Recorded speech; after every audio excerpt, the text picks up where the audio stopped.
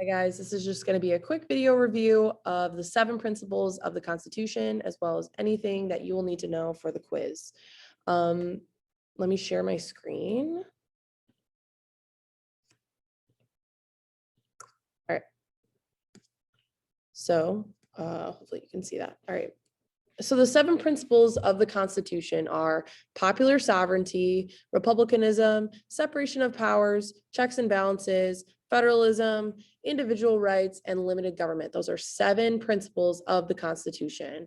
The first one we're going to talk about is popular sovereignty. Popular sovereignty is basically the idea that we are governed by our people, right? We don't have one singular leader, king or queen or anything like that.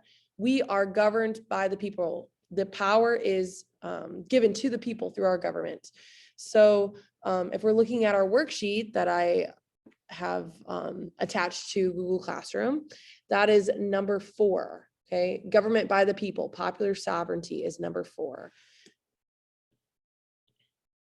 Republicanism is the idea that the citizens are the ones electing representatives to make the laws, okay? So once again, we're not governed by a king or a queen. We are electing representatives to hopefully make decisions based on how we feel as a community, right?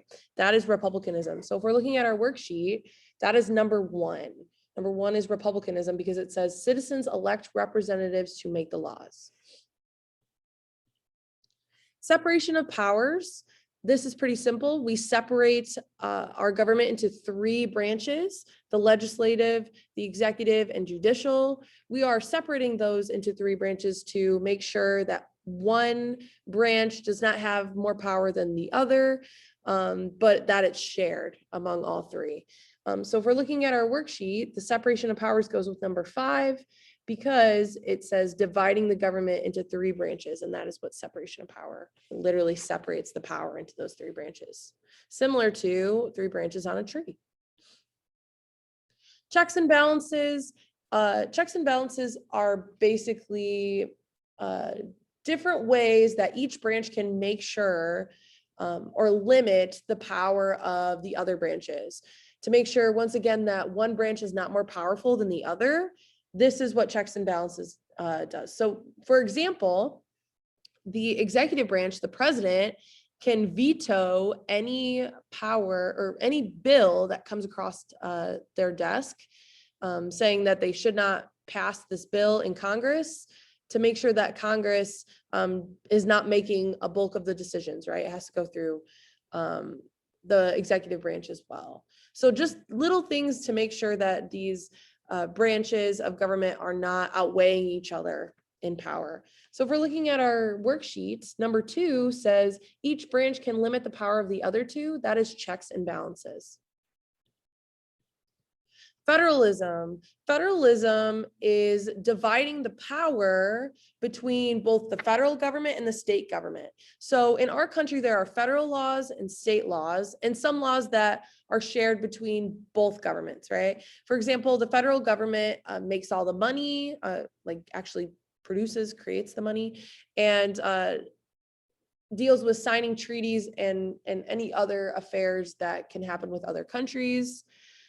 State powers are things like regulating trade within the state, talking about schools and making sure schools within the state are functioning, and rules like marriage, things like that. There are also rules or laws, that are shared by both the federal government and the state government. These are things like collecting taxes, setting up courts, maintaining prisons.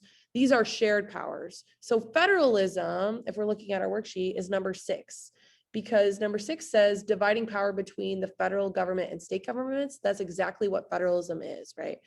We have state government, federal government, and we're dividing powers, but also sharing some of them as well. Individual rights are protected by the Bill of Rights, things like the First Amendment, which is the freedom of speech, things like the 7th Amendment, right to a trial by jury. These are rights given to the people individually that are protected by this Bill of Rights. Okay, so if we're looking at our paper, number 3 says these are protected by the Bill of Rights. That is individual rights. Okay, these cannot be taken away from us. They are basic human rights that we possess. Limited government is exactly that. It is limiting or preventing too much power to the government. We don't live in a dictatorship, right? We don't have the government making every single decision for us. It's making sure that the government is not only overpowering, but also making sure that the government is not corrupt, that they're making responsible decisions, that there's no bribes going on or dirty business, anything like that. So if we're looking at our paper, number 7 says, prevents too much power to the government. That is a limited government, okay? Limiting government.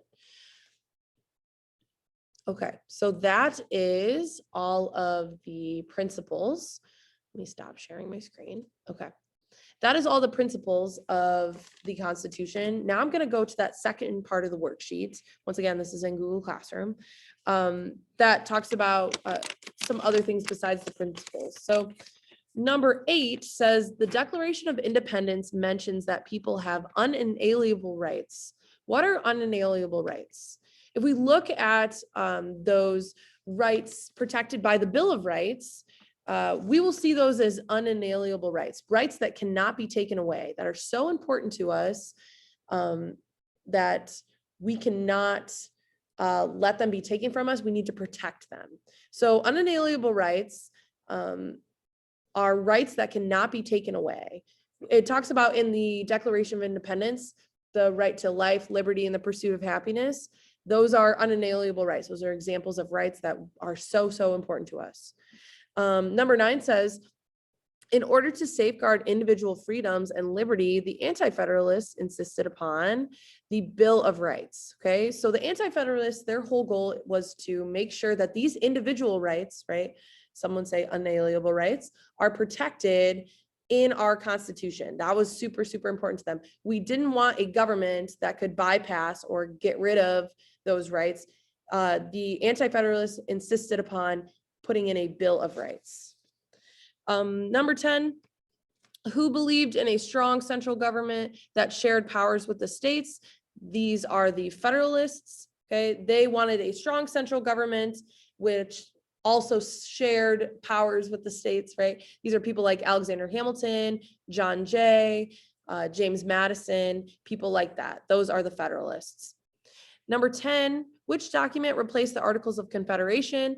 If we remember, the Articles of Confederation came before the Constitution. So the Constitution replaced the Articles of Confederation, which leads us into the next question, number 11. Why did the Articles of Confederation fail? They could not tax or regulate any trade. So if we're talking about the government before the Constitution, when we're in the Revolutionary War, the Articles of Confederation are really working for us. They're doing things that we need to do during war to be successful, but after the war, it's not necessarily going to work for us because we can't regulate trade and we cannot tax, two of the basic foundations of any government. So that is why the Articles of Confederation failed. Number 12, what does no taxation without representation mean? This basically means taxing without input. So without representation, people don't have a say. So taxing them would be unfair. That's a lot of what the colonists were trying to tell Great Britain when they were taxing them is, hey, you guys didn't talk to us before you did this. So they started saying no taxation without representation, no taxing, or sorry, taxing without speaking to that group, right? Taxing without input. Number 13, what document explains how our government is structured and the rights of the people? The Constitution. Okay, it's what this whole big test at the end of the year that we're going to take is all about. So that is the answer to number 13. If you have any questions, send me an email. Otherwise, I will see you later.